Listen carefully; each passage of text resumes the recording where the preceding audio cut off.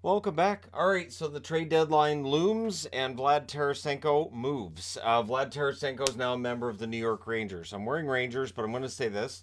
I keep seeing the Rangers fleece them, the Rangers fleece them. I don't see this as a fleecing. The Tarasenko move, Tarasenko's a rental.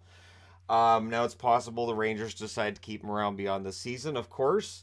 But they also pick up Nico Mikkola. So for Tarasenko in 38 games, 10 goals, 19 assists, 29 points for him. He needed the move. And so it makes sense that the Rangers would be in on him.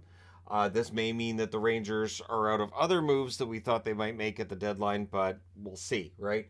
They might get creative. Nico Mikkola, who's 26 years of age, 50 games played, 3 assists. The work ethic's there with Mikkola. He's a third pairing defenseman. For St. Louis, there's a lot of depth on that blue line, so you can afford to trade Mikkola. The Rangers also having waived Hayek today, so the waiving of Libor Hayek makes a lot of sense since this trade comes down and they've added a defenseman. Going to St. Louis, Sammy Blais, who's a free agent this summer in 40 games with the Rangers, 5 assists. Sammy Blais did not work with the Rangers at all. It absolutely did not. So him going back to St. Louis could be a way for him to get his game back and either sign to stay in St. Louis beyond this season or find himself a contract somewhere else next season. But yeah, I like Blais' game. He was sidetracked by injuries when he arrived in New York, and he never really got himself on track. So maybe going back home will make a difference for him. They've also acquired Hunter Skinner, defenseman, low down on the depth chart for the Rangers. He was a number 112 pick in 2019. So keep an eye on the kid. He's young enough that we can still call him a kid and all that. In the American Hockey League, he had 2 assists in 8 games. He is a defenseman. In the East Coast League, 3 goals, 5 assists, 8 points in 22 games. So we'll see where he factors into things for the St. Louis Blues. Also, 2 conditional draft picks, the 2023 first and the 2024 fourth. I'm going to go out on a limb and say that this is the conditions are going to be involving the draft lottery. That in the event that the Rangers were to fall out and that became a lottery pick, that it will not be the St. Louis pick and it would move to 2024. That's my guess.